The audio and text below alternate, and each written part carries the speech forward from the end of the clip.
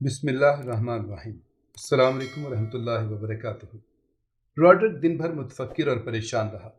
بڑھے ہوئے غموں اور فکر کی وجہ سے وہ رات بھر کھانا تک نہ کھا سکا، جس کے سبب اسے رات کو نیند بھی کم آئی۔ گویا اسے معلوم تھا کہ اس پر رنج و الم اور مصائب و آلام کا ہجوم ہو گیا ہے۔ اس شخص نے جو تدمیر کا مراسلہ لایا تھا، مسلمانوں کے اچانک آ جانے اور عیسائیوں کو شکست دینے کا واقعہ 2-4 آدمیوں کو سنا دیا تھا۔ اس واقعے کو سنا تو وہ بہت زیادہ ڈر گئے۔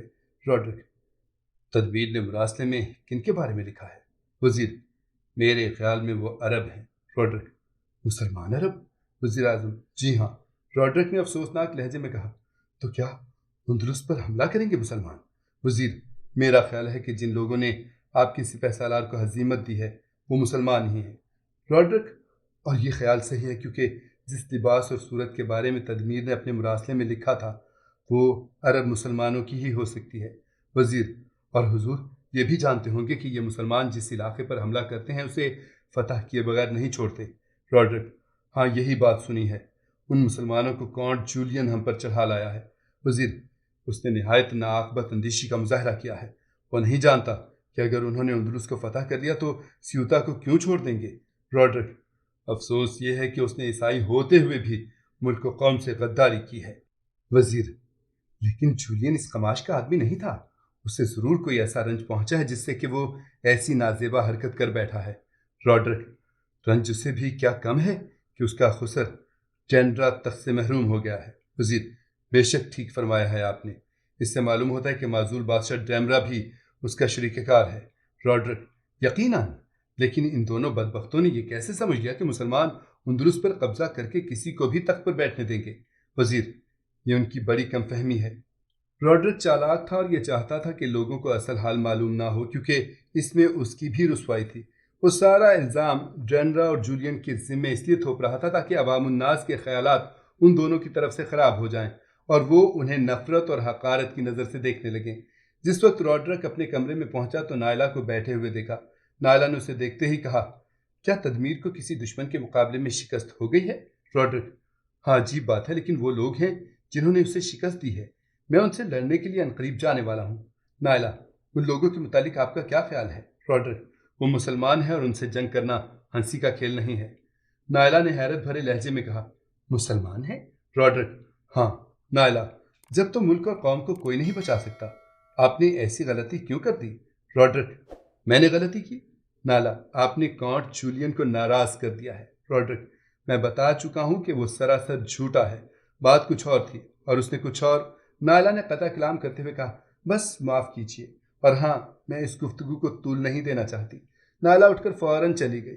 راڈرک کو اسے روکنے کی جرت نہ ہوئی۔ اس کی بے رخی دیکھ کر اسے لگا کہ اسے فلورینڈا کا صحیح واقعہ معلوم ہو گیا ہے۔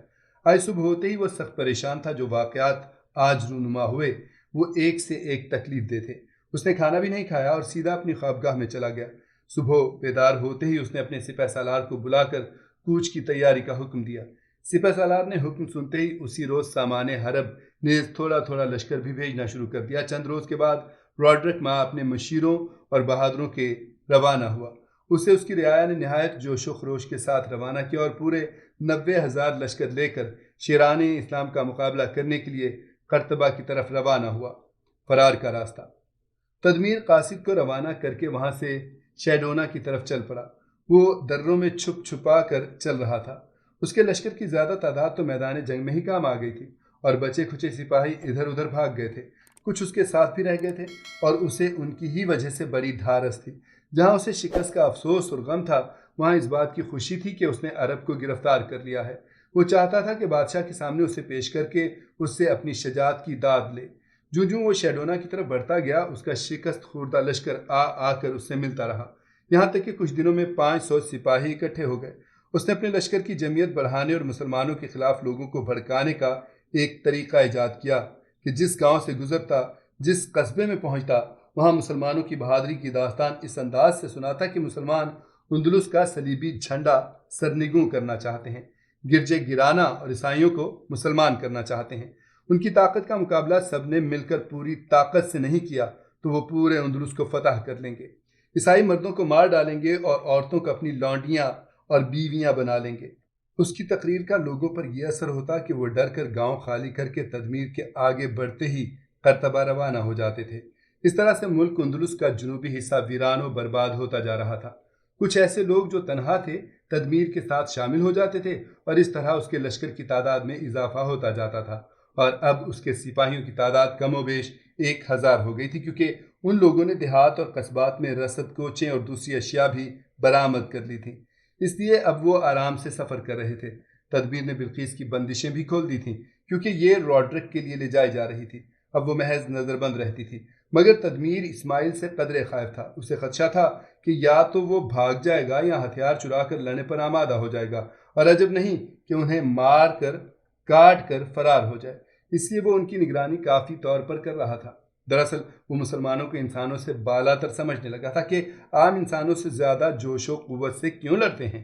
گویا کہ اس کے دل پر شیران اسلام کا رعب طاری ہو گیا تھا، یا اس کا کوئی سپاہی عربی زبان نہیں جانتا تھا، اور اس لیے جو گفتگو بلقیس اور اسماعیل میں ہوتی تھی اس کا ایک بھی لفظ وہ نہیں سمجھتے تھے۔ اسے اندیشہ تھا کہ کہیں بلقیس اسماعیل کو بھگا نہ دے، اس لیے ان دونوں کے خیمے الگ الگ کر دیے تھے۔ اسے ایک ایسی جگہ سے کئی خیمے مل گئے تھے، اور ایک خیمے میں تو وہ خود رہنے لگا تھا اور ایک بلقیس کو دے دیا تھا۔ بقایا خیمے دوسرے افسروں کو دے دیے گئے تھے۔ جب بلقیس آرام سے رہنے لگی تو اس فکر میں ہو گئی کہ کس طرح وہ اسماعیل کی جملہ تکالیف کا ازالہ ہو جائے اور وہ آزاد ہو جائے۔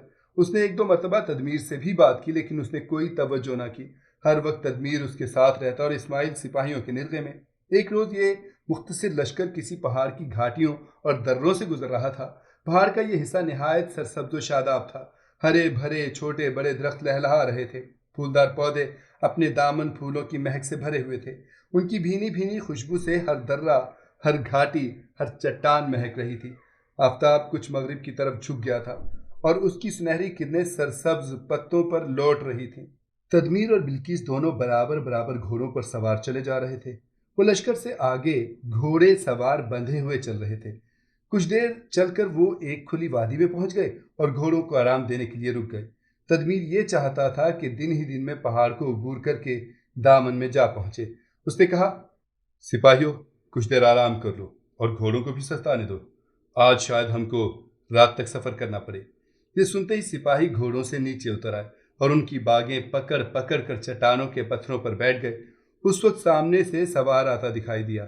وہ عیسائیوں جیسی پوشاک پہنے ہوئے تھا۔ تدمیر یہ خیال کر کے کہ آنے والا شاید کوئی قاصد ہے، اس کی طرف چل پڑا۔ سوار ابھی دور ایک تنگ گھاٹی میں تھا۔ جو ہی تدمیر اس گھاٹی کی طرف روانہ ہوا، بلقیس اپنے گھوڑے سے اتر پڑی۔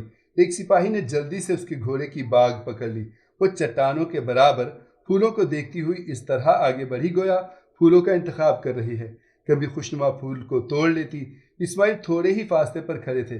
بلقیس پھولوں سے شغل کرتی اس سے آگے نکل گئی، لیکن فوراً ہی لوٹی اور ان کے سامنے آ کھڑی ہوئی۔ اس نے کہا، آپ میری مشکلات کو سمجھتے ہیں؟ اسماعیل، جی معلوم ہے مجھے۔ اسماعیل، بات یہ ہے کہ بلقیس قطع کلام کرتے ہوئے، دیکھو تدبیر واپس آ رہا ہے، وہ میری نگرانی کرتا ہے، میں آپ سے بات نہ کروں، نہ معلوم اسے کیا شبہ ہے۔ خیر میں یہ کہنے آئی تھی کہ آج شب کو ذرا ہوشیار ہو کر سونا۔ اسماعیل چونک کر، کیوں، کیا میرے لیے کوئی خطرہ ہے؟ اس نے کہا، مجھے بات کرنی نہیں آتی، میں نے کیا کہا اور آپ نے کیا سمجھا؟ میرا مطلب ہے شاید میں آج رات آپ کے پاس آنے کی کوشش کروں۔ اسماعیل، کس لیے؟ بلقیس، یہ اسی وقت بتاؤں گی۔ اچھا اب اجازت، میں جا رہی ہوں۔ وہ فوراً بڑھ گئی۔ اس نے جواب کا بھی انتظار نہ کیا۔ بلقیس وہاں سے چل کر اپنے گھوڑے کے پاس آ گئی۔ تدمیر بھی اس سوار سے مل کر اپنے سپاہیوں کے پاس آیا اور کہا، بہادرو، ہمارا شہنشاہ خود عظیم الشان لشکر کے ساتھ آ رہا ہے، آؤ اب چلیں، دن بہت تھوڑا باقی رہ گیا ہے۔ فوراً سپاہی گھوڑوں پر سوار ہوئے اور یہ مختصر لشکر روانہ ہوا۔ کچھ دور چل کر یہ اسی تنگ گھاٹی میں پہنچے جس میں قاصد آیا تھا۔ یہ گھاٹی اس قدر تنگ تھی کہ صرف 4 سوار برابر اس میں چل سکتے تھے۔ چنانچہ سپاہیوں نے 4 کی قطاریں بنا لیں اور اسے طے کرنے لگے۔ کچھ دور چل کر وہ پہاڑ کے آخری کنارے پر پہنچے اور نیچے اترنے لگے۔ جب تمام لشکر میدان میں آ گیا تب انہوں نے وہیں قیام کر دیا۔ رات کو کھانا کھا کر سوئے اور جب صبح سویرے بیدار ہوئے، تمام لشکر کوچ کے لیے روانہ ہوا تو دیکھا کہ اسماعیل غائب تھے۔ فوراً تدمیر کو اطلاع دی گئی۔ وہ گھبرا گیا۔ اس نے تحقیقات شروع کر دیں۔ پتہ چلا کہ رات سوتے وقت موجود تھے، صبح ان کا پتہ نہیں کہاں غائب۔ تدمیر اور سارے سپاہی حیران رہ گئے۔ ان کی سمجھ میں نہیں آ رہا تھا کہ اتنے آدمیوں میں اسماعیل کیسے غائب ہو گئے۔ ابھی اسماعیل کی تلاش جاری تھی کہ وہ سپاہی بھاگتے ہوئے آئے جو بلقیس کے خیمے کا پہرا دے رہے تھے، اور آ کر تدمیر کو بتایا کہ بلقیس بھی غائب ہے۔ وہ دوڑ کر خیمے میں گیا، خیمہ خالی تھا۔ اب اسے اور بھی فکر ہوئی اور اس نے کہا، افسوس وہ کمبخت اس لڑکی کو بھی ساتھ لے گیا ہے۔ اس نے تمام سپاہیوں کو پہاڑ پر چڑھا دیا اور انہیں تلاش کرنے کو کہا۔ تمام سپاہی سارا دن پہاڑوں کا چپا چپا چھان آئے مگر ان دونوں کا کہیں پتہ نہیں چلا۔ جب رات ہو گئی تو سب واپس آ گئے اور رات بھر آرام کرنے کے بعد صبح پھر تلاش کرنے لگے۔ غرض یہ 2 دن متواتر انہیں ڈھونڈتے رہے مگر ان کا کہیں سراغ نہ ملا، لہٰذا مجبوراً اگلے دن وہ آگے روانہ ہوئے۔